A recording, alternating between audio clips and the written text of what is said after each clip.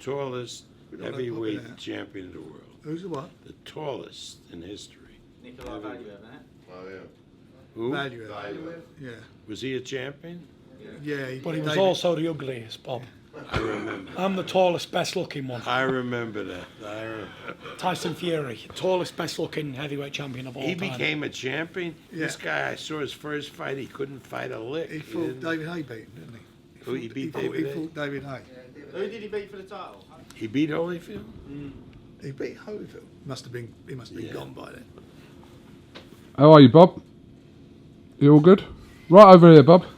Who the fuck is? Right over here, Bob. You gotta understand, I got one ear, so I don't know where sound is coming from, right? Bob, this is KUGAN from IFL TV. He's going to interview you guys now. Okay, good. Yeah. How are you, Bob? We'll start that again. How are you, sir? Okay, I'm pretty good. I'm effing feeling fine.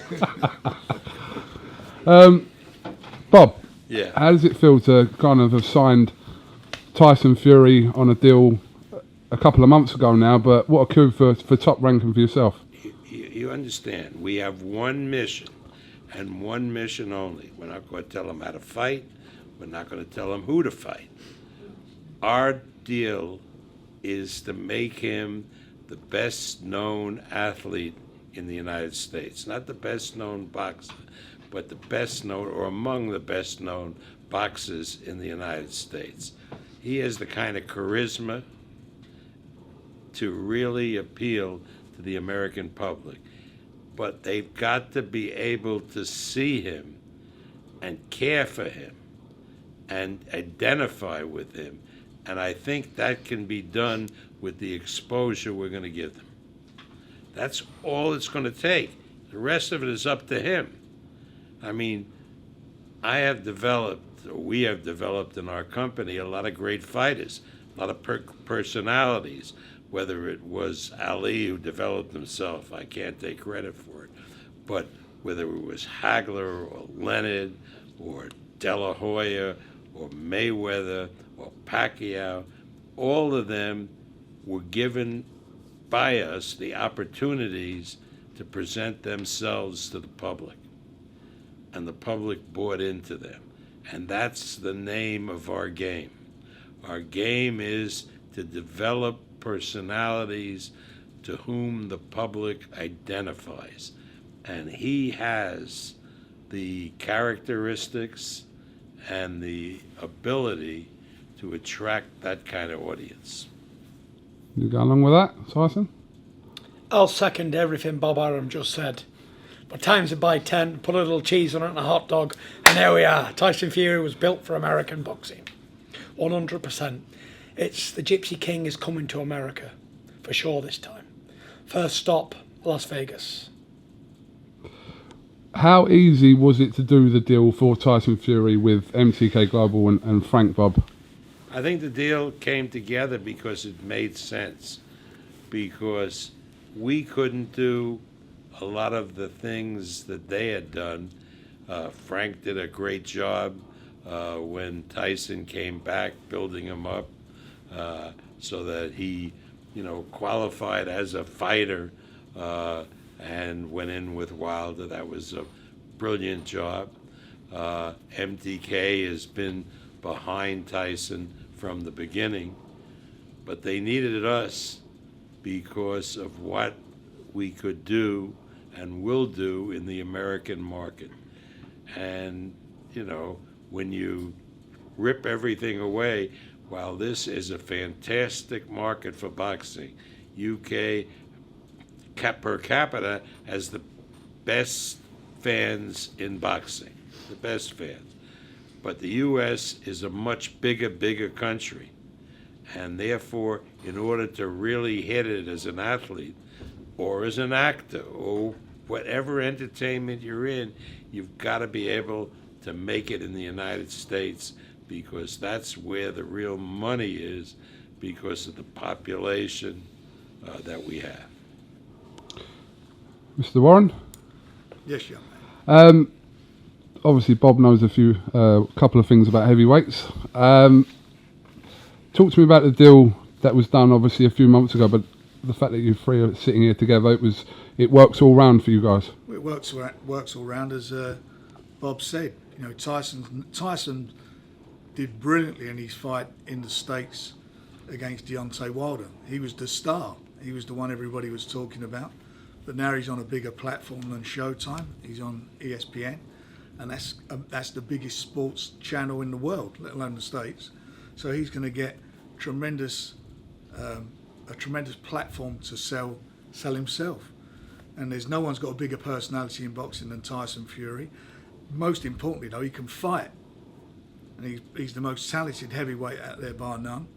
So I think within a couple of fights, with the exposure he gets, he will become the heavyweight, the guy that certainly the Americans and the Brits already know who he is, but the Americans know him, and I think that's going to enhance, first of all, his earning capacity, and also helping him create his mark in history as being one of the best heavyweights of his generation. Why was it Top Rank for you then? You know, Top Rank in ESPN, big outfit in the US, accompanied by Frank Warren, 2 Boxing Hall of Fame promoters. If they can't do the job, then it ain't going to be done. You know, promoting, you got to have the asset to promote, and I've always been a promoter's dream, as we've seen with the shenanigans in the past. Everything I've done so far, but we're going to take it to another level this time, and it's time for the big boys. The invasion of America, like Bob said before, every great actor, every great entertainment person, if they want to make it big, they've got to go crack America. And this is Tyson Fury's crusade of crashing America. Bob, go on. See, everybody is talking, and rightly so, about ESPN and the great megaphone it has, and it's a sport network with 5 channels, 24/7. They're constantly providing sports data. But there's another element that you're missing, and that ESPN is a subsidiary of Disney. Disney is the largest entertainment company in the world, and Tyson Fury will be part of the Disney empire for all that means. Because, for example, we have, and I guess you have it here too, we have late night television where a comedian gets on and does a show for an hour and a half. We have Jimmy Kimmel and Neil Colbert and Jimmy Fallon, and Tyson will be on with Jimmy Kimmel, who's the late night personality for ABC, which is owned by Disney. So the point is, it's not only going to be the biggest sports megaphone in the world in ESPN, but it'll be the whole Disney organization that'll be behind him. And that means a lot. So, Bob, do I get free Disneyland tickets? But you get the ears. 3 ears. Because I'm sick of paying to go to Disneyland. I've got 5 kids that love I can Disneyland. put that in the contract. Put it in the contract. I want Disneyland tickets for me and Ben. Mickey Mouse deals. Yeah, no Mickey Mouse deals, like Frank Warren said.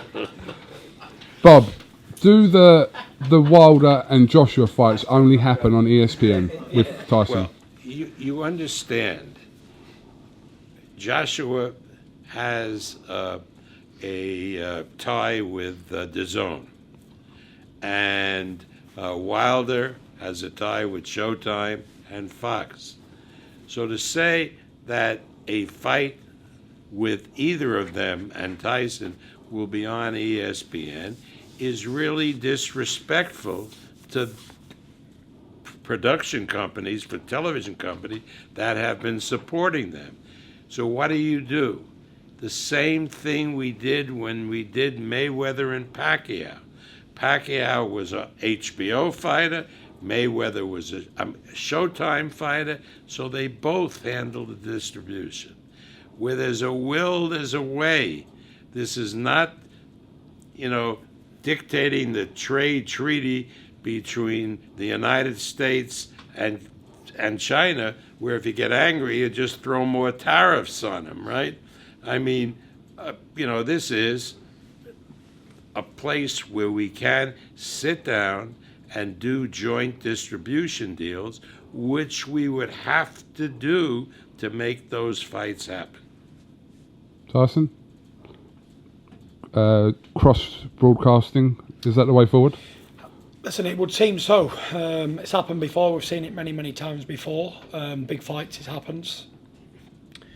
2 sets of viewing figures. Why not? I'm game. 2 audiences. You've said this for a while, Frank, haven't you? Well, That it's this the is same, the only you know, way to happen. The easiest way to make the, from UK's perspective, to make the Joshua fight with Tyson was let Sky and BT show it. End of story. That was it. That's a no-brainer. And why wouldn't anyone want to do that? Cuts all the arguments out. You've got a bigger market to sell to, and it's win-win-win for everybody. And more importantly, it's win-win-win for the fans, because the fans want to see these fights. Right. Ultimately, That's what it's all about. Ultimately, that, as Frank says, that is whom the fans want to see. The fans want to see 2 fighters that they care about fight against each other, and they don't give a damn which network is or isn't carrying it. Correct. Bob, a recent press conference, I think, for the Lomachenko and Crolla fight, you quite infamously or famously was talking about Eddie Hearn, that Eddie doesn't know anything about promoting in the US. Well, I was a little bit more vigorous in my language, but I guess you're not allowed to. No, you can say absolutely what you want I on said here. he didn't know dick about promoting in the United States, and he doesn't. He really doesn't. You know, and if he looked at me, he says, do you know dick about promoting in the UK? I would say probably a little bit more than you do about the US, but not much more. Because this isn't our field of expertise. Everybody has a field of expertise. And for Eddie to come over to promote in the United States, the proof was in the pudding. He has failed miserably. You know, he put a fight. Ooh, who are ya? Who are ya? He put fights in places that shouldn't have been played. He had a fight in Kansas. In Kansas, they haven't had a fight like in 50 years in Kansas. He put a fight in Kansas, and he got 200 people to watch it. That's pretty good. How the hell did he get That's a 200 good people audience for in Kansas. Kansas? But I suppose he's trying his thing like everyone else, Bob, so... Yeah, I don't. Yeah. Again, as long as he's not doing anything criminal, which he isn't, let him go. I mean, he's, you know, but again, I repeat what I said before. He doesn't know dick about promoting in the United States. Look what's this Joshua fight that's in New York. I mean, it wasn't his fault that the guy tested positive, Miller, and he had to get another opponent. But, you know, you don't pick some fat guy who has, you know, all you're going to see when he gets in the ring is his stomach jiggling. Really.